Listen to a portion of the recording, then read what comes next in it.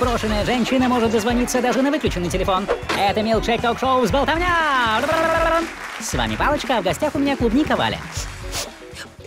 Эй, хватит мне молоко солить. Прости, меня банан бросил. Что ж, давай посмотрим в корень. Мой или его? В корень проблемы, чтобы понять, почему это произошло. Даже не знаю. Может, я некрасивая или не сексуальная? Ягодка моя, да если б да Винчи создавал Мона Лизу для обложки Playboy, то рисовал бы ее с тебя. Спасибо, Палочка. Но, может быть, я безвкусно одеваюсь? Ну-ка, не очень даже вкусно. Со сливками, наверное, вообще супер.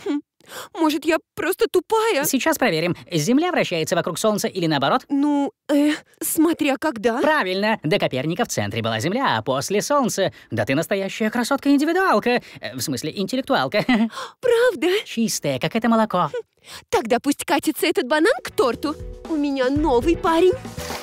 Запомните, друзья мои, женщины любят ушами, особенно лапшу.